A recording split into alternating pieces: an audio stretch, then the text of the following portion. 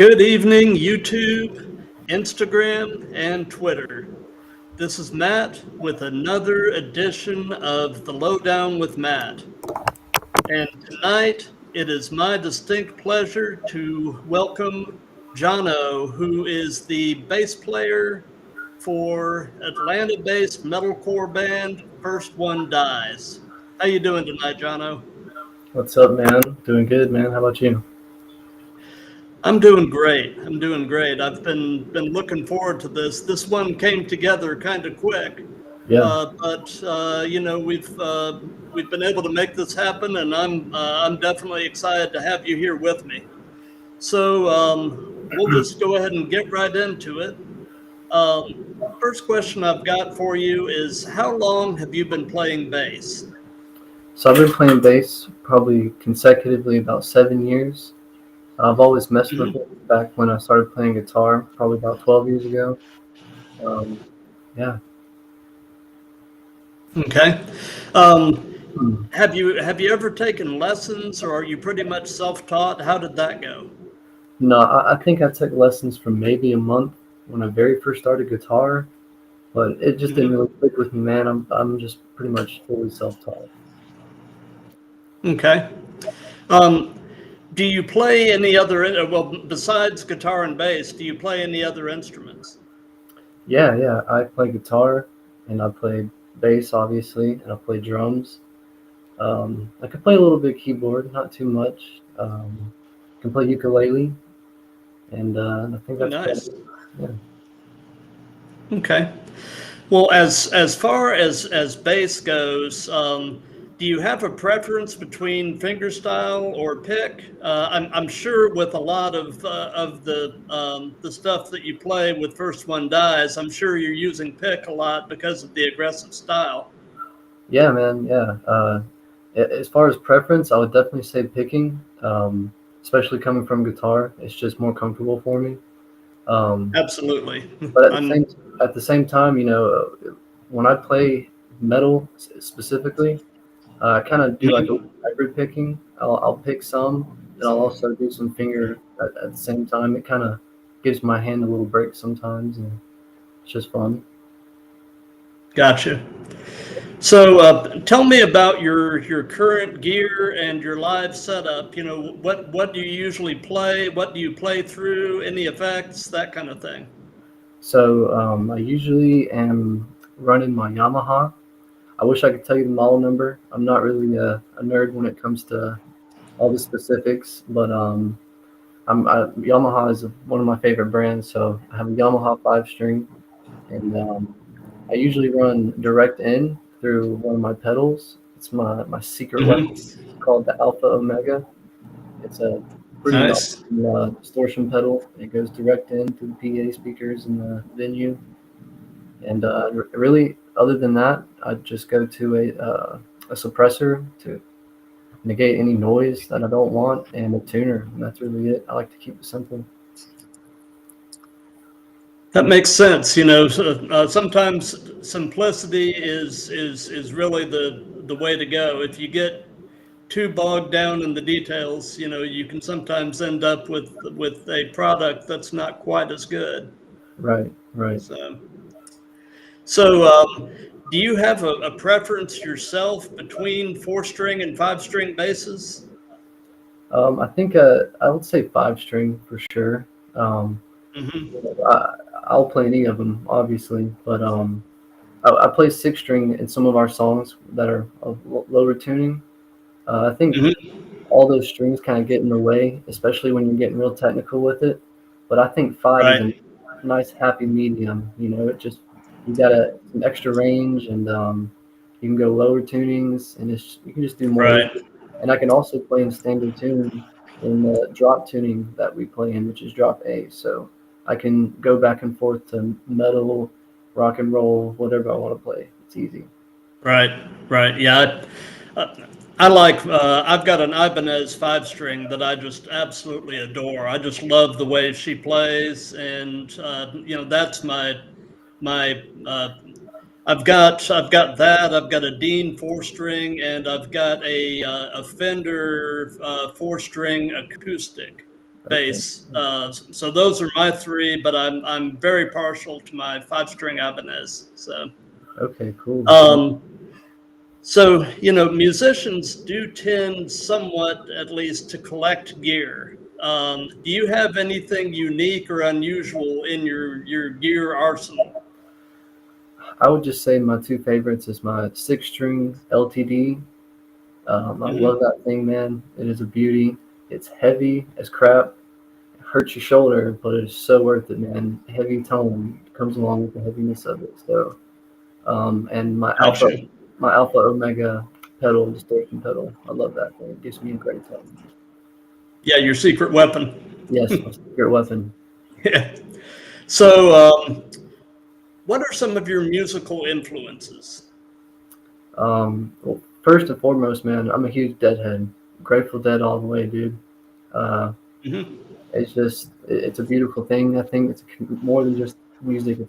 It's a family. But as far as metal goes, I'm a deathcore fan, 100%. Hmm. I started with Suicide Silence back in the day with Mitch Lucker, and you know, nowadays I listen to like Body Snatcher, uh, Spite. I really like Spite. Um, and yeah, and a lot of local bands because I like to spread a lot of support to locals too. So Absolutely. So, who would be some of your favorite bassists? some of my favorite bassists, Les Claypool for sure. That man, I Primus. mean, Yeah. is incredible. Yeah, and probably Phil Lesh, which is bassist of the Grateful Dead. Very Hmm. talented dude. Um, yeah, those would probably be my top two for sure. Okay. Um, what was the very first concert you ever went to? Very first concert was I think it was Warped Tour 2016. I want to say. There was like 50 bands on one bill, 50 bands, $50 ticket at the amphitheater. It was incredible, man, especially at 16 years old, which is how old I was. Oh yeah, and that's really a bargain. $50 for 50 bands. I mean, you really Um, can't beat that. you can't find it nowadays Um, anymore. no, it's unfortunate that the music industry has gotten to where they make it so unaffordable to go to a lot of shows anymore. Right, But right. it is what it is. So, in the course of your musical career so far, have you had an opportunity to meet any of your musical heroes? Um, no, unfortunately, I haven't, man. I don't think I've ever met a celebrity in general in my life. I have got to meet a lot of cool people.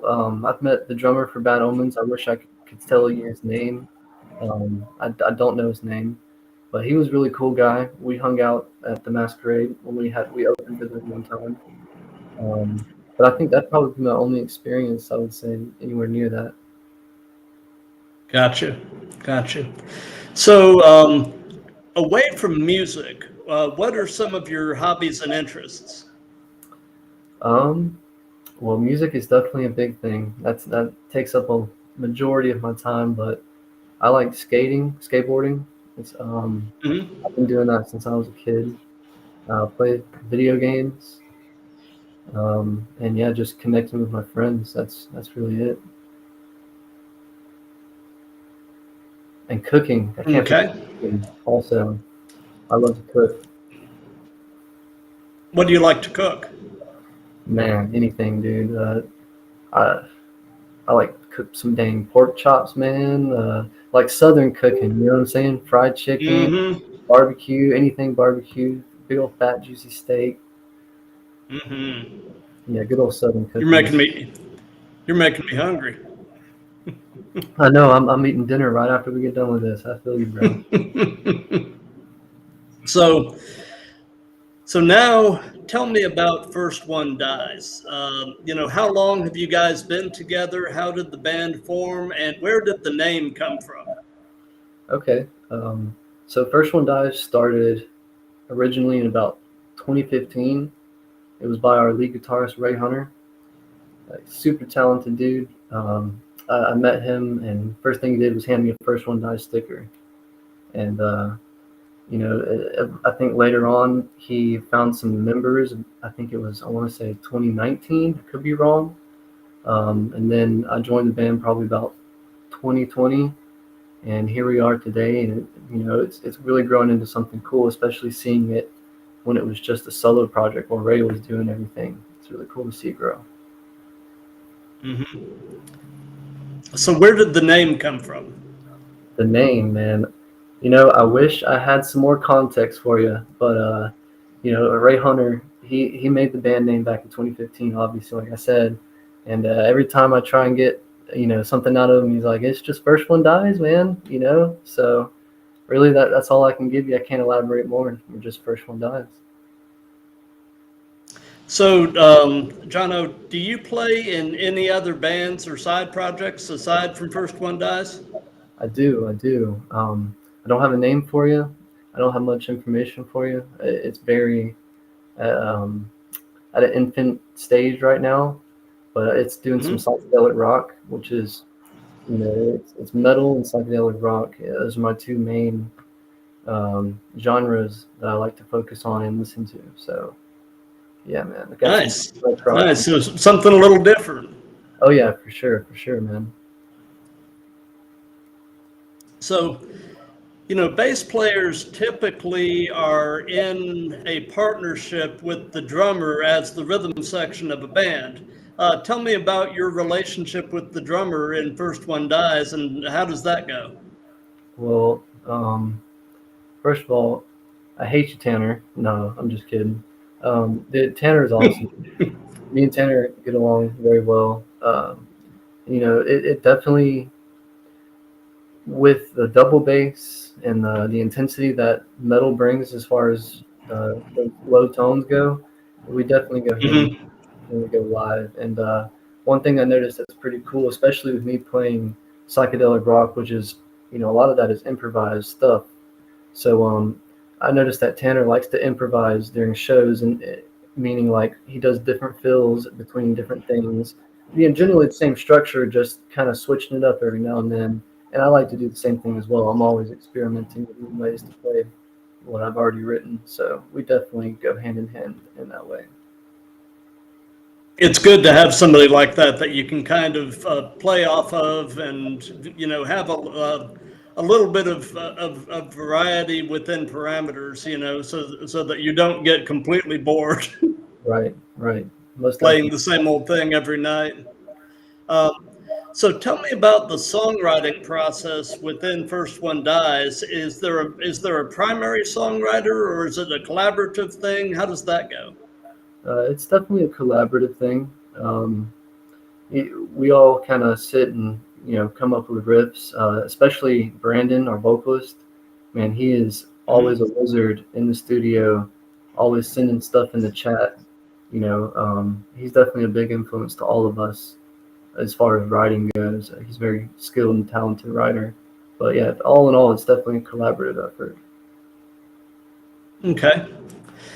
So is First One Dies anything approaching a full-time thing? If not, tell us a little bit about your day job. Um, no, we're not full time, unfortunately. Yeah, we're definitely, I couldn't say far or near. It doesn't really matter to me personally, but my day job is I'm a lawn care technician.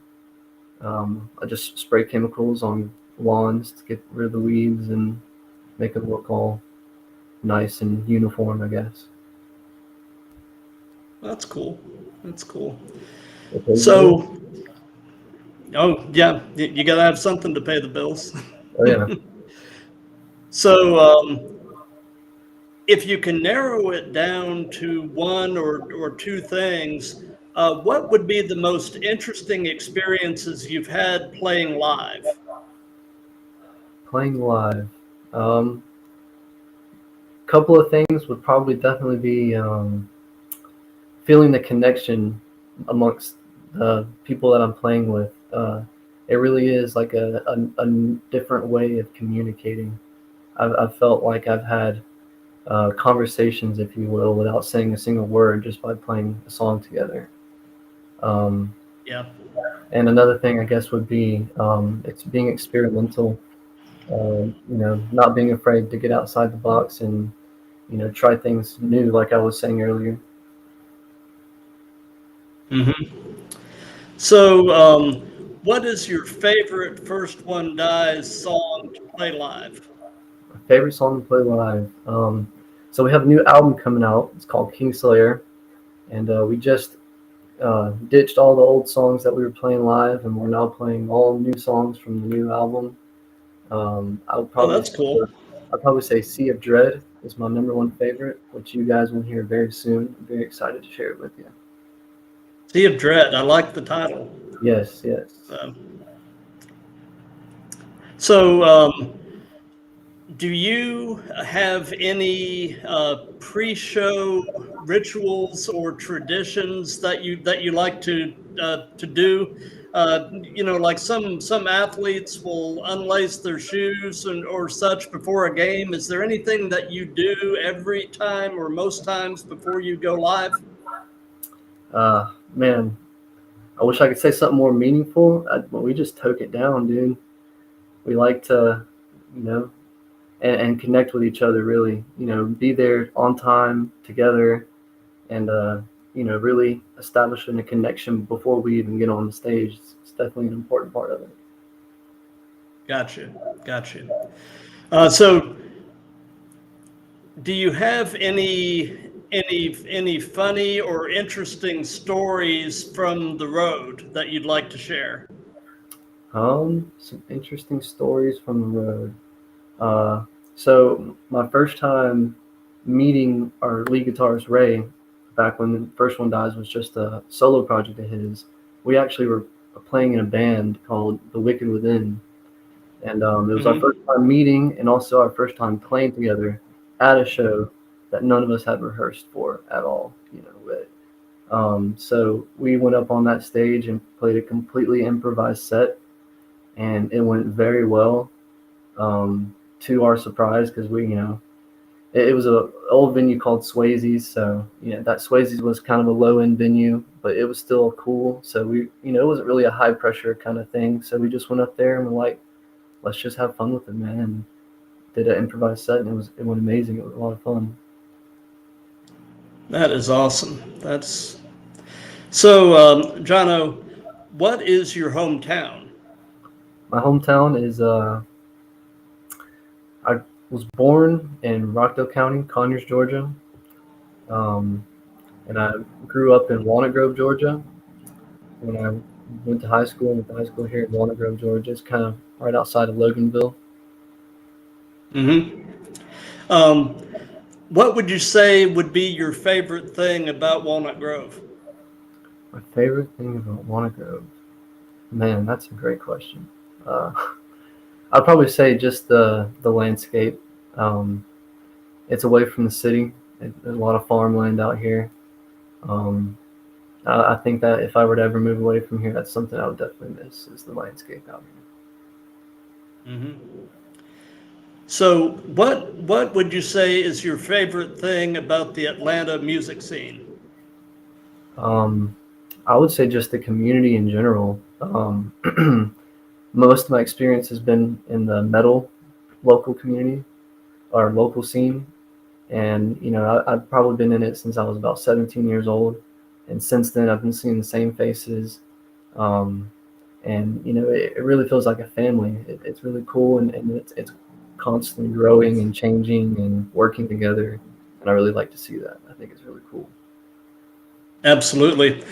Like I was saying to you before we went live, that was actually how I found out about you guys. Because this past Saturday night, I was up at Moe's Records in Gainesville, seeing Great Wide Nothing live, and they had Death Blender and Vane playing with them.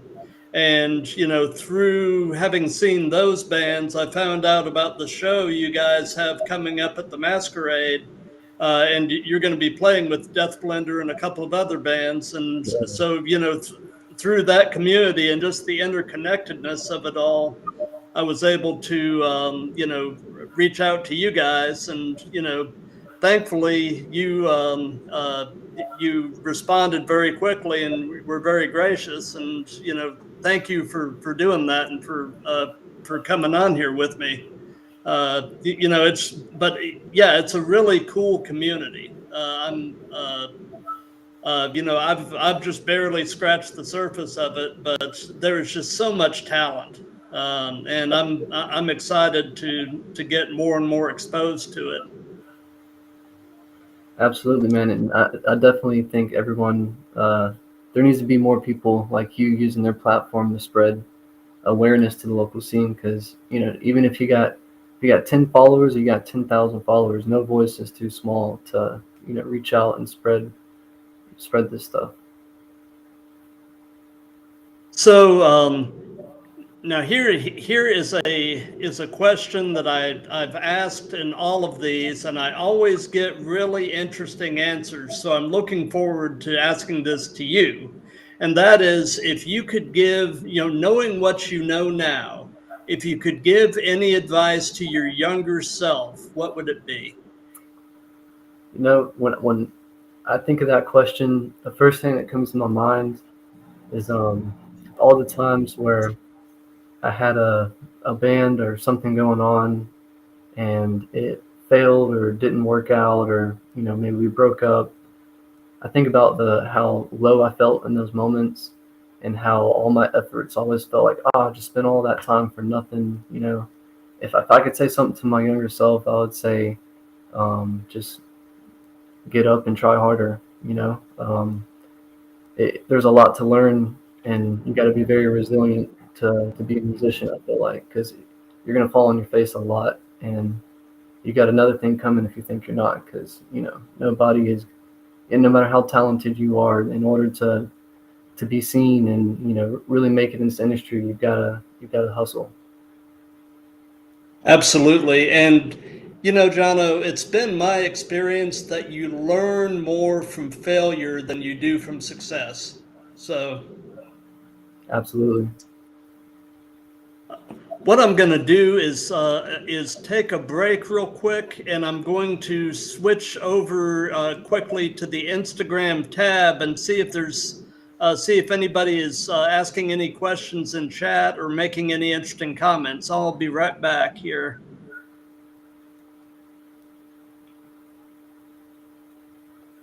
No,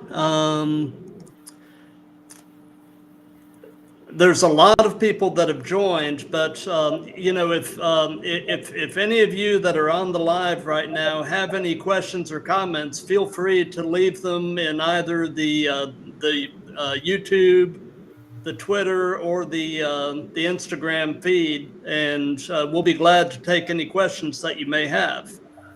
Heck yeah, man. So, back to the subject of the Atlanta music scene. Do you have any suggestions for any other up and coming bands to check out, or possibly to reach out to for a bass player interview? Yeah. We actually have I don't know, I guess you could call it a sister band. I don't know what you'd call it, but First One Dies is pretty much all the members, except there's a different bass player and a different drummer. And that being what little has changed makes a whole lot of difference. And it's very nice music, and they're very talented. Definitely worth checking out. Um, yeah, for sure. They're called Trauma Bond. You look them up on Trauma Instagram. Bond. Trauma Bond, yeah. Okay, I will definitely do that. Absolutely. So my last one of these was with a guy named Buddy Felder, who is the bass player for a band out in Jackson, Mississippi called End of All. And one of the things that we've been doing in all of these is the person that I'm interviewing gets to pose a question that I ask to the next person to be interviewed. So his question was there a particular moment when you knew that you were destined to be a professional musician? And if so, tell us about it. I'd probably say seventh grade, man. I think I was like, what, maybe 15 or so, 14, 15, something like that. Um, Hmm. I just realized that school wasn't for me, man. Which I'm not advocating that school is bad or you should drop out of school. It really just depends on what you're trying to do in life. But it just wasn't working out for me, man. And music was something that I really connected with, and it was the only thing that I had a passion for at the time. It just really just showed me a different side of myself that I never knew was there, which was the passionate side, and how much I really wanted to learn and know. You know, yeah. Gotcha, gotcha. So, since this is a series, is there a question that you would like to pose to the next person in the hot seat, whoever that ends up being? Yeah, yeah. Whoever it is, I would just say, what can you do to use your voice and your platform to not only promote yourself, but the local people, local bands around you.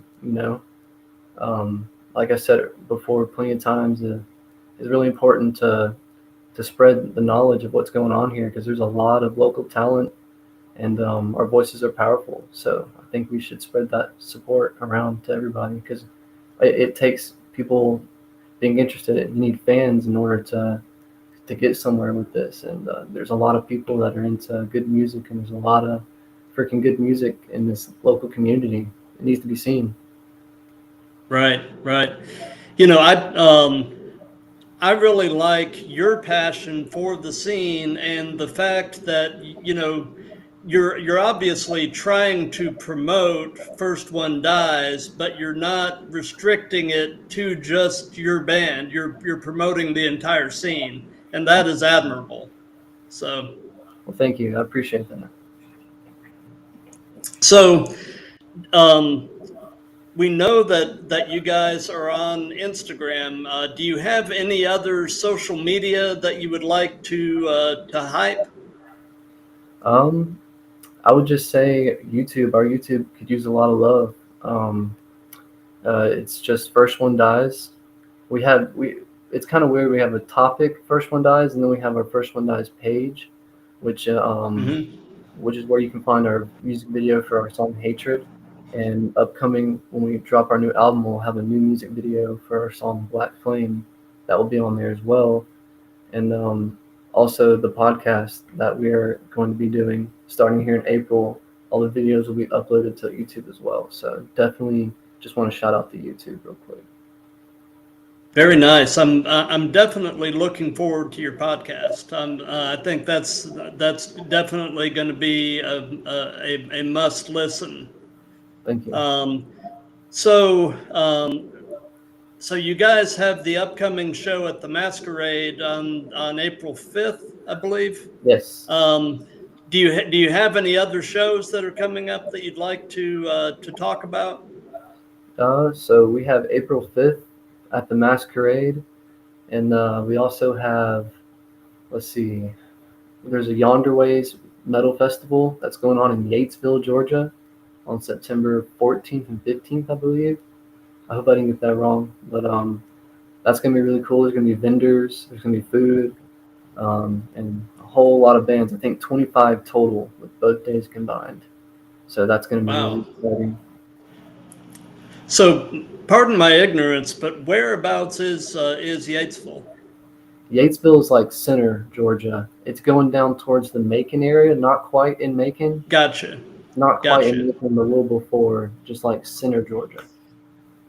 Okay, okay. So, what can you tell us about the new album? I'm not going to ask you to share stuff you can't share, but You're tell us good. what you can. So it's going to be called Kingslayer. Uh, it's been in the Hmm. works for probably all in all like a year and a half now. Could be longer. But we've been taking our time and really trying to get it right. It's completely self-produced, uh, really by our lead vocalist Brandon Soto. he, like I said earlier, he's a wizard in that dang in the studio that he's got. He's got a little home studio, and it's as professional as you could really need it to be. He really knows what he's doing. So, but it's going to be a lot heavier. Um, it's going to be a lot nastier, and it's really bringing a whole new dimension to our sound. So I'm excited for people to see it. Our single off of it, "Sleepless," just released not too long ago, New Year's actually. Mm-hmm. A lot of people were digging it. So if you're digging "Sleepless," just wait till you hear the rest of the Kingslayer. It's going to be awesome. I'm excited. I'm excited. That'll it can't come soon enough. Absolutely, I agree. I agree. So let me look over at the Instagram tab again and see if there's anybody asking anything. Of course. Nope, doesn't look like it.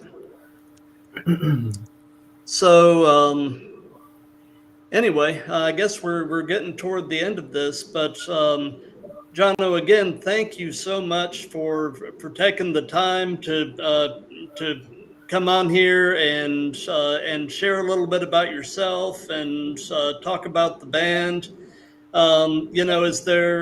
Is there anything else you'd like to talk about? We've got an open platform here, so Right. have at it. Really, I'd just like to thank you for having me on here, man. Like I told you before we went live, I really appreciate what you're doing with your platform by not only putting us on here, but putting on all these local bands from all these different states. And I think that's a really cool thing. And I really like what you're trying to do, man. I think there needs to be more people. And if you're listening to this, you've been thinking about using your platform for something similar or really anything at all, just do it, man. Just do it, because no profile and no platform is too small to do something. It has to start somewhere. So um, I think Exactly. other than that, man, I would just say keep an eye out for our podcast. First One Dies podcast. We're doing our first episode here in early April. It should be out around then as well. So y'all keep an eye out for that on our YouTube, and it's also going to be up on Spotify as well. It's going to be separate from our First One Dies. It's going to be First One Dies podcast, not much different. So keep an eye out for that. Gotcha. Absolutely. Well, anyway, again, thank you. This has really been a pleasure, and for everybody watching, whether live or later in a replay, thank you for watching, and we'll be hopefully getting another one of these scheduled very soon. So watch this space for details, and I may, depending on what I've got going on, I may try to get down to the masquerade on the 5th and catch you guys. So That would be awesome. Let us know, man, and we can probably hook you up with a shirt or something if we can meet up with you. okay. Well, you have a good night, and again, appreciate it, and we'll talk to you soon. Absolutely, man. I appreciate you. Have a good night, brother. You too. Peace out, man. Yep.